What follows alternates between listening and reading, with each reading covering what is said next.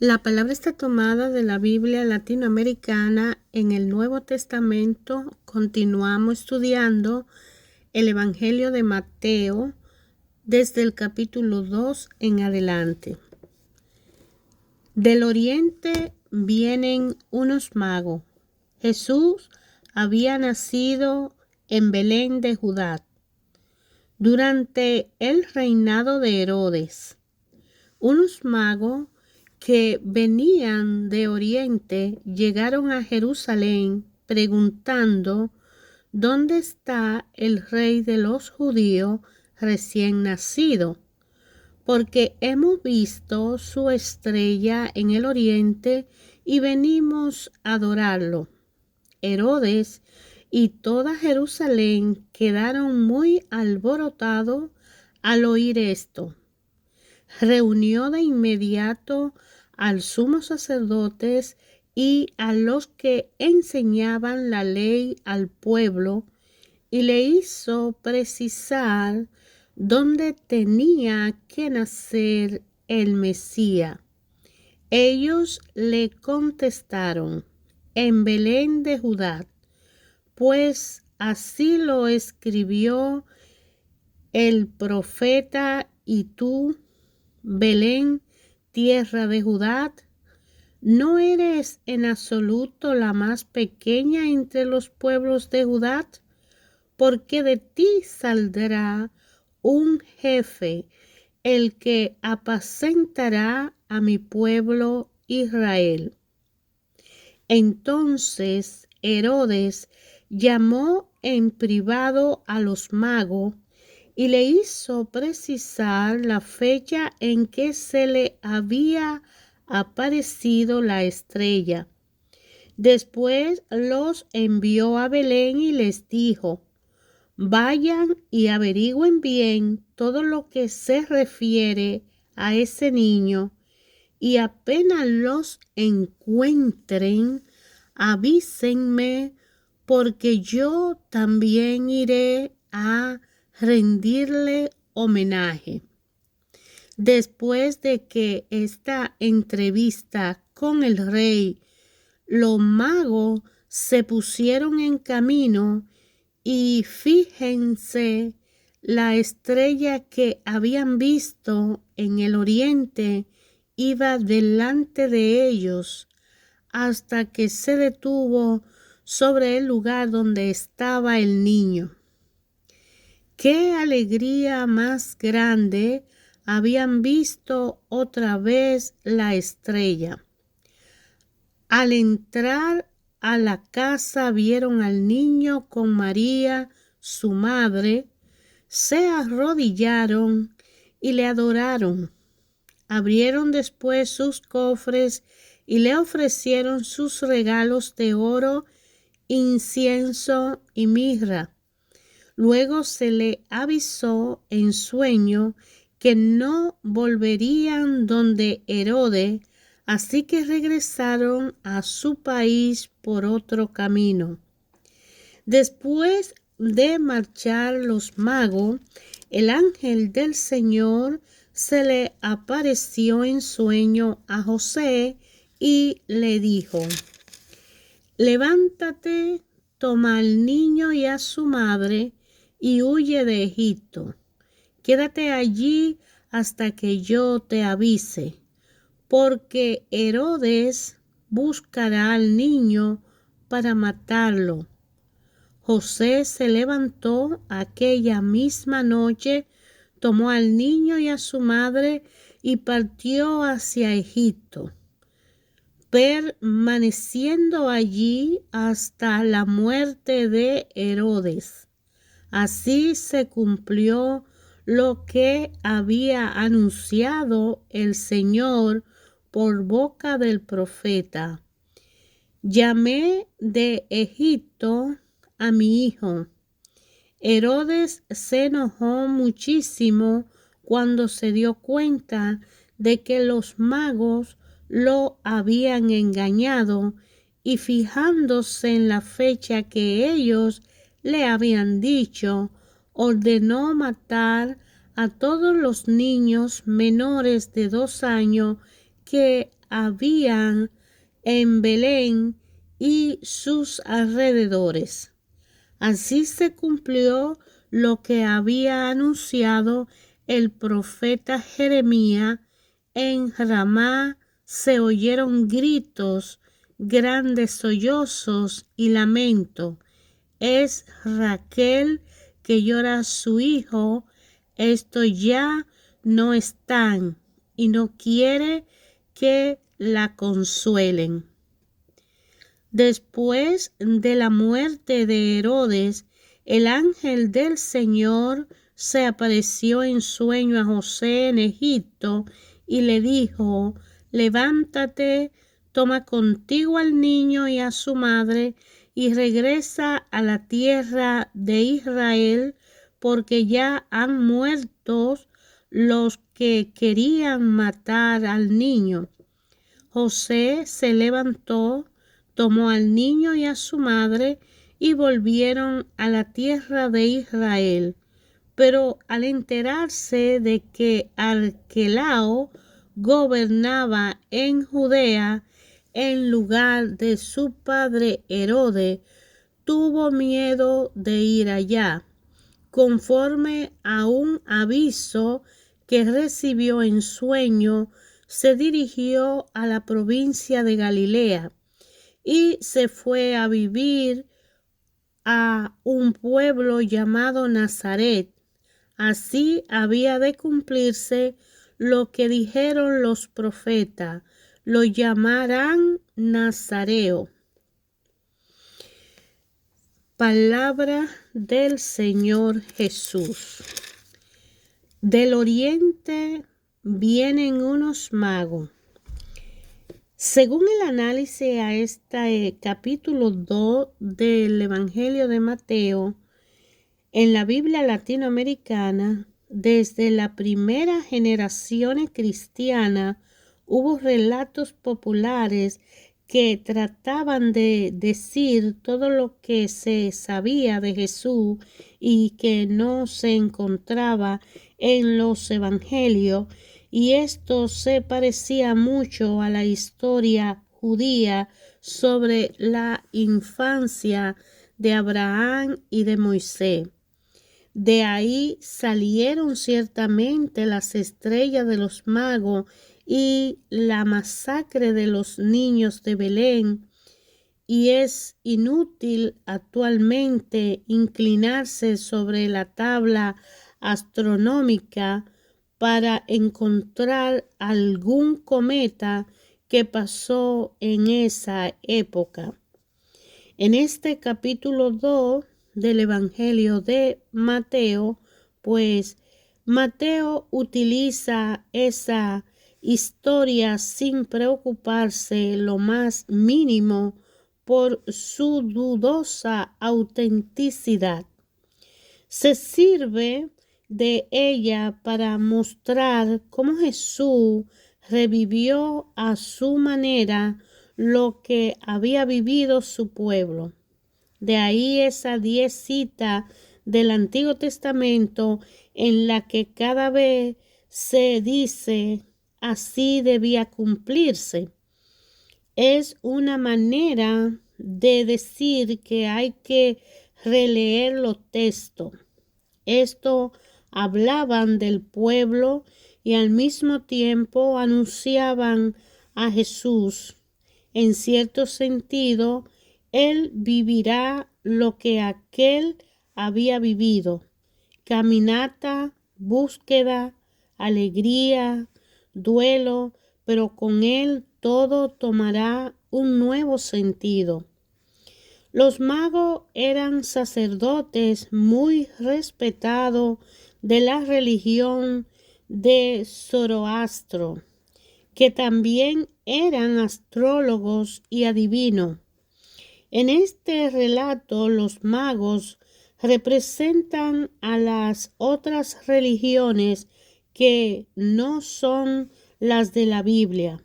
Así pues, mientras los sacerdotes de los judíos, jefe del pueblo de Dios, no reciben aviso del nacimiento de Jesús, Dios lo participa a algunos de esos amigos suyos que están muy lejos de su pueblo. Esta lección vale para todos los tiempos.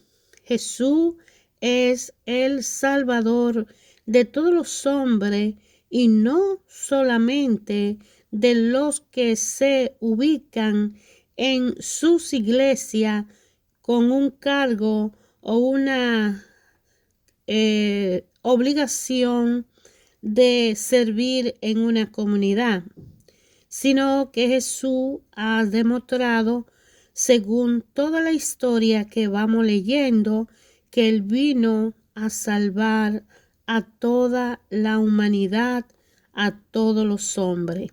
No importa la raza, ni el color, ni de la religión que sean.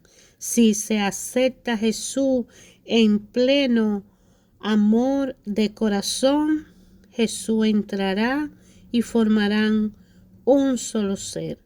Así Dios sabe hablar a todos los hombres por medio de los acontecimientos históricos que venimos leyendo y que están escritos en las Escrituras. Y la encuentra allí toda la información donde ellos buscan. Llama a magos por medio de una estrella y a los pecadores después de una pesca. Jesús es anunciado por los reyes magos y Jesús elige a pescadores y cobradores de impuestos para que cumplan el continuo de dar el mensaje. Al narrar la matanza de los inocentes también aquí en el Evangelio y la huida de José y María y el niño a Egipto, el evangelista Mateo cita dos palabras de los profetas Oseas y Jeremías que están en el Antiguo Testamento, cuando ellos se refieren a la prueba que soportó el pueblo de Dios en el pasado. Jesús ha de vivir en el destierro y en la angustia como sus antepasados. Empieza la persecución cuando nace y lo acompañará hasta la muerte. Este Herodes no era peor que los gobernantes que en cualquier época se muestran más celosos de su poder que deseosos de servir, pero los enemigos del Evangelio, por más que derramen la sangre inocente, como la matanza de todos esos niños, tanto en el tiempo de Moisés como cuando nació Jesús, esos enemigos no pueden ahogar a la iglesia que se mantiene viva, ni contrarrestar los planes que Dios tiene y el propósito con sus hijos y con cada uno de nosotros. La tradición de la iglesia siempre ha afirmado que esos niños masacrados en la antigüedad en lugar de Jesús, sin haberlo deseado, también comparten su gloria sin haberlo merecido. Con esto nos invita a pensar que el misterioso amor de Dios cubre a los millones de niños masacrados y centenas de millones de otros eliminados antes de nacer. ¿Qué debemos pensar de tantas posibilidades aplastadas? Las personas y la sociedad responsables de este desastre son las que sufren las consecuencias, sembrando en lo más profundo de sí misma semilla de muerte. Dios, por su parte, tiene en sus manos todos los destinos y de antemano los conoce. Siempre es posible suprimir vida, pero nunca limitar sus generosidades. José vuelve a Nazaret.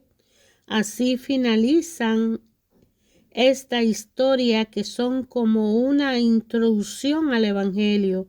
Figuran de antemano la suerte trágica de Cristo, Salvador, desconocido por la élite religiosa de los judíos, que en aquel tiempo eran los sacerdotes de Jerusalén. Perseguido por el poder, Jesús se dirigirá a las naciones paganas para darles el Evangelio, pues en aquel lugar de Galilea era considerada ese pueblo por los judíos como una provincia medio extranjera y pagana. Jesús va a estar más de 30 años en ese pueblito donde se cría y del que pasa a ser el artesano carpintero, como lo menciona el Evangelio de Marcos en el capítulo 6 del versículo 3. Mientras el mundo está esperando su salvación. Lo llamarán Nazareo. Mateo juega con esta palabra que recuerda a la vez necer o rama en Isaías capítulo 11 versículo 1 y Nacir en el libro de Números capítulo 6. Era el tiempo en que ciertos grupos judíos predicaban y bautizaban, como hizo Juan Bautista, siendo considerado por el pueblo como nazirés. Jesús era a la vez necer y nacir. Parece que era considerado nazireos los integrantes de algunos grupos que, como Juan el Bautista, predicaban y bautizaban. Así lo dice el Evangelio de Juan, capítulo 3, del versículo 22 al 26. Muchos se preguntan qué hizo Jesús entre los 12 años de edad que tenía cuando se quedó en el templo. Según el evangelista Lucas, en el capítulo 2, versículos del 41 al 51, y los 30 años de edad aproximada de Jesús cuando empezó su ministerio público. Incluso hay farsantes que se basan en este silencio del Evangelio para imaginar que Jesús fue a ver a los faldeos de la India o que estuvo con los extraterrestres. No cuesta nada inventar fábulas. Conviene recordar, en primer lugar, que el Evangelio no es una vida de Jesús, o sea, una historia de su nacimiento hasta la muerte. El Evangelio de Lucas, Marcos, Mateo, Juan pretende solo comunicarnos los hechos más sobresalientes y las palabras con las que Jesús entregó al mundo su mensaje. Los primeros evangelios empezaban con el bautismo de Juan, que preparó la predicación de Jesús. Así lo vemos en Marcos capítulo 1, versículo 1, y en Juan del capítulo 1, hasta el 19.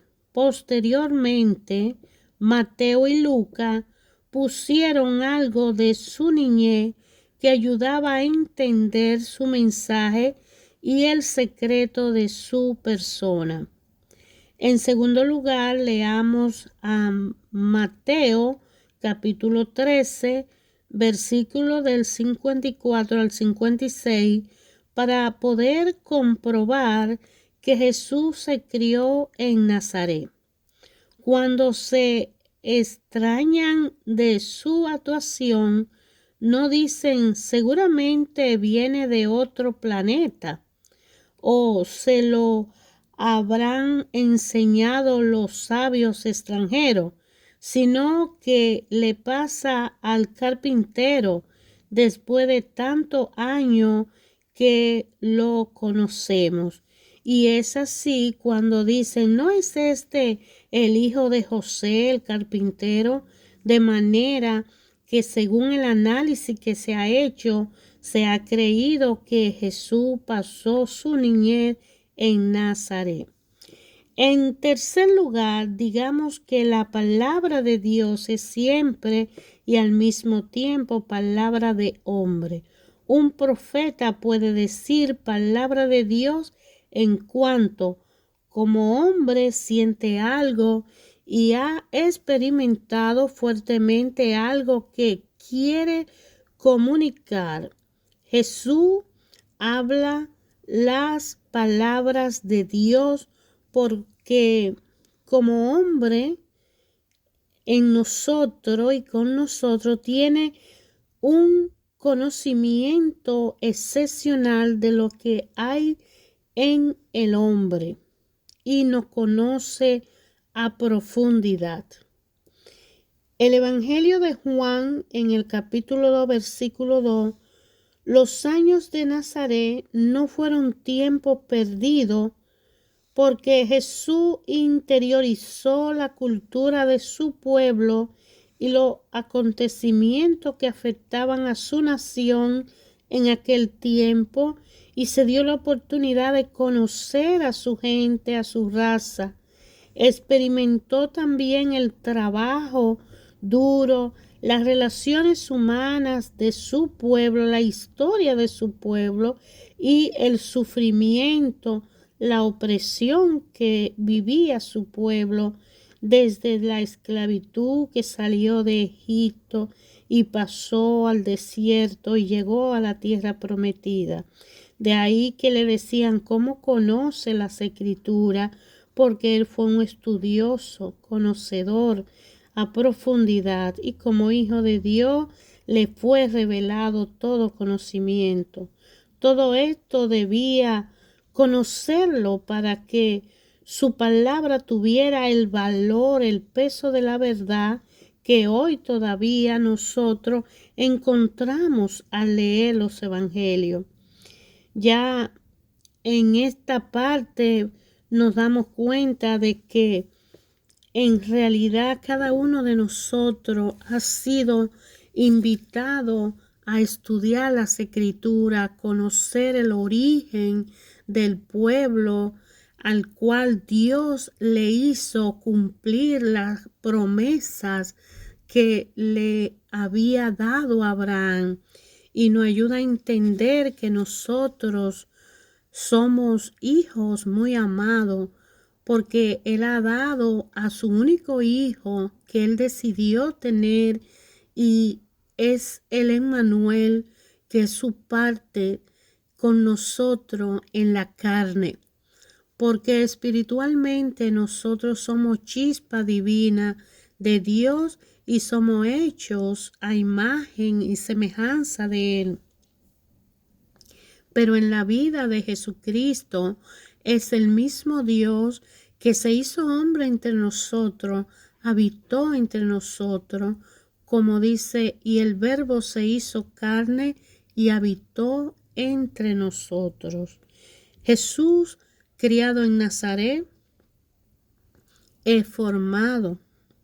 Cuando Él se desaparece y sus padres lo encuentran con los maestros, estudiando las escrituras, profundizó tanto que cuando Él hablaba, todos se sanaban.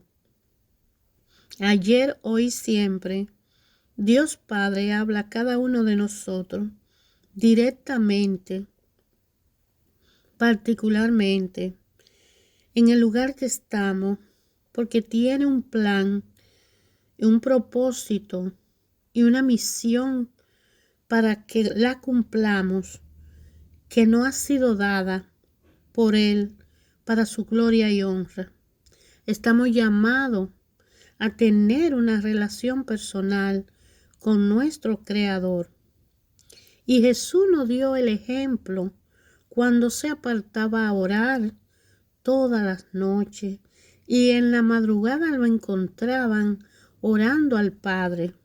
Cuando Él se apartaba para orar y cuando Él decía que el alimento no es tan necesario como la relación personal con tu Creador. Hay que conocer a ese amado y conociendo el amor, del amor de los amores, podemos entender por qué se entregó en aquella cruz para que usted y toda la humanidad y yo podamos recibir una salvación sin que nos cueste un centavo ni una lágrima, solamente una obediencia y una disciplina. Jesús es el Señor y habitó con nosotros y Dios le ha hecho a cada uno de nosotros una nueva criatura en Él. Cristo es la criatura que nos hace tener una relación con el Padre, porque nadie va al Padre sino a través del Hijo, y nadie va al Hijo si no lo acepta y lo recibe de corazón y con sinceridad en una entrega voluntaria para tener una nueva vestidura y ser una nueva persona en Cristo, por Cristo y con Cristo. De ahí que Él envía a su Espíritu Santo para capacitarnos y sostenernos en los momentos más débiles de nuestra vida, para que no caigamos en tentación y podamos continuar por el camino, el plan y el propósito que solo Él tiene con cada uno de nosotros. Le invito a leer la palabra de Dios, a estudiar los evangelios y a tener una relación personal con el Padre para conocer tanto amor que ha dado, que dio a su único Hijo, para que todo aquel que crea en Él no se pierda, pero que tenga una vida eterna, y no solo Él, sino también su casa.